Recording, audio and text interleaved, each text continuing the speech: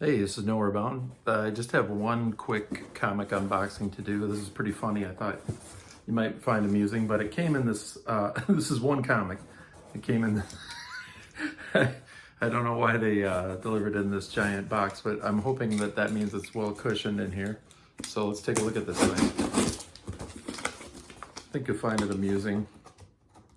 All right. See how that looks in here. Oh boy. Creative packaging here.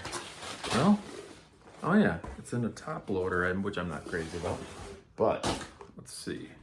Okay, that looks safe though. Ooh, it's in a terrible bag. So out of nowhere, I just kind of saw this listing and I thought, you know, what the heck? Let's try for this, and made an offer and got accepted. So, you know, I asked for I asked for 1/3 off of the value, and the seller agreed. So I thought, well, I guess I'll get this and see what it's like. This is a thick comic. This is, I'm gonna take it out of the bag here. Ooh, this is the Beatles' Yellow Submarine, #1. Looks like it has some rippling. I can take care of that. It's also got some little bit of dirt on it. It's a 35 center, but it's like, this thing is mammoth. It looks like it's complete. And the coolest thing is, not only is it complete, but it has the poster still attached, which can be pretty hard to find. So, yeah, this is the end of 1967. Let's see, published date, 1968. I think it came out in December of 67.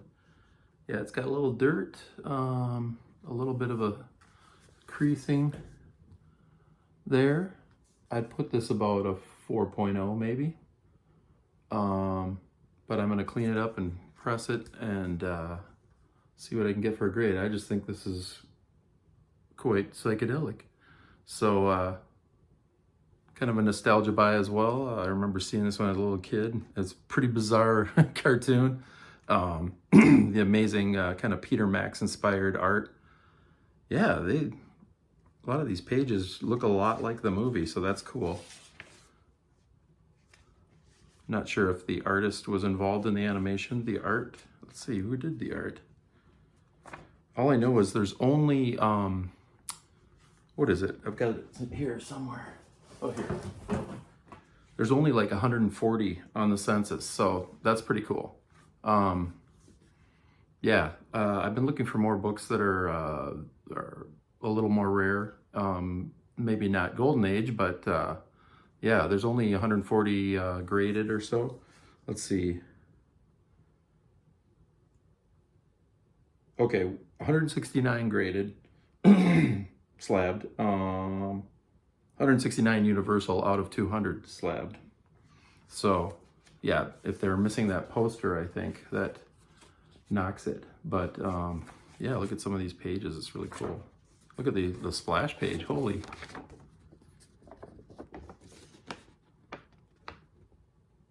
Pretty wild. I remember seeing this when I was a kid. My brother was a big fan of them apple bonkers. These crazy guys. Yeah, the blue meanies. Max. You got your glove. Where's the glovey? It's got to be in here somewhere. I'm impressed with this kind of funky art too. It definitely is trying to capture the look of the film, so that's good. Oh yeah, and there's the Sea of Holes. Jeremy Boob.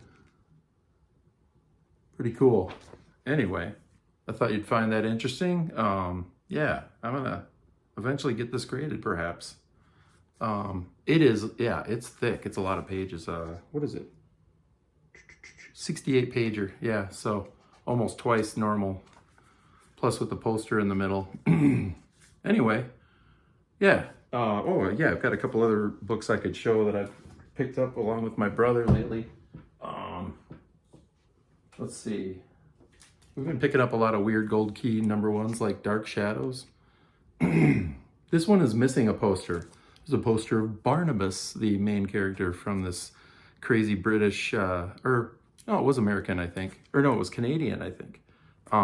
Soap opera, really. It was like a horror soap opera, so it was kind of a different kind of show, but it was really popular, especially when this character started becoming more important in it. So like around 1970, I think. So there's one.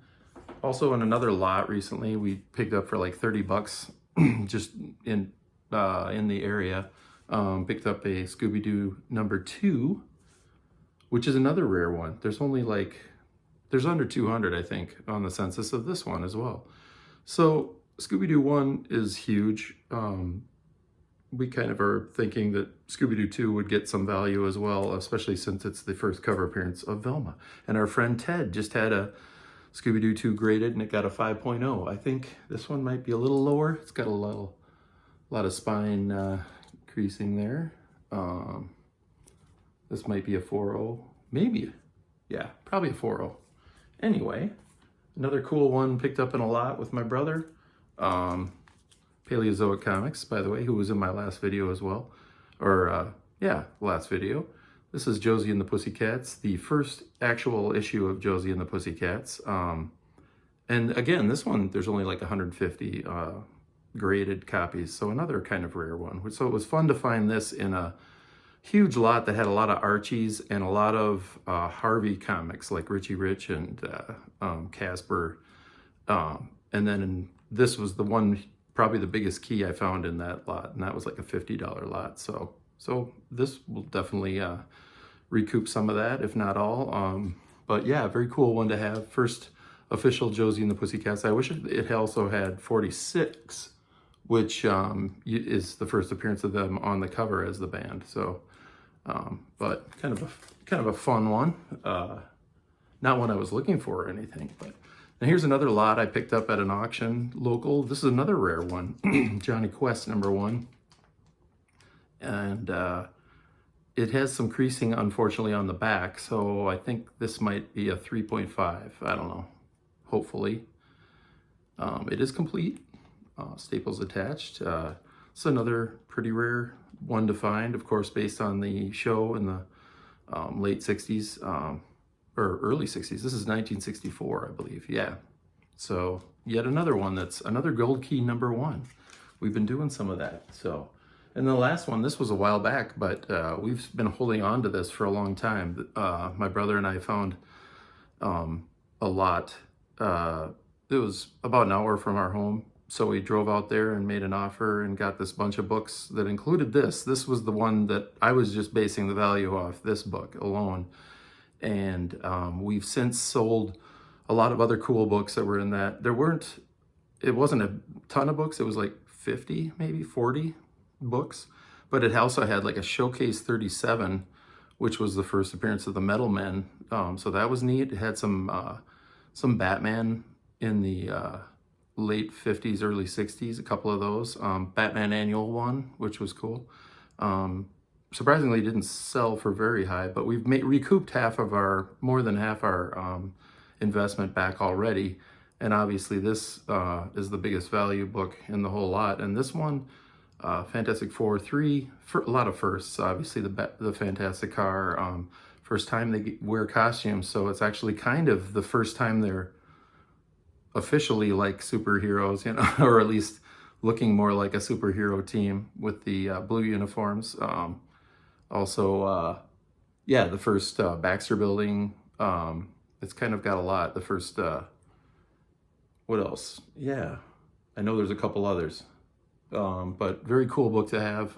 We were glad to get a 4.0 on this. So we're just kind of holding on to it right now. It seems, you know, as values have kind of gone down.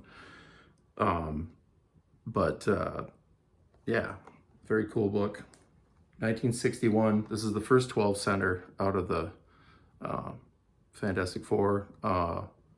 Yeah, any Marvel Silver Age before 64 is kind of a little more rare. I think there's around 1,500 on the census, and I think there's like maybe 1,300 that are universal. So not as common for a pretty mass-produced book back in the day, but anyway, really happy to have that one.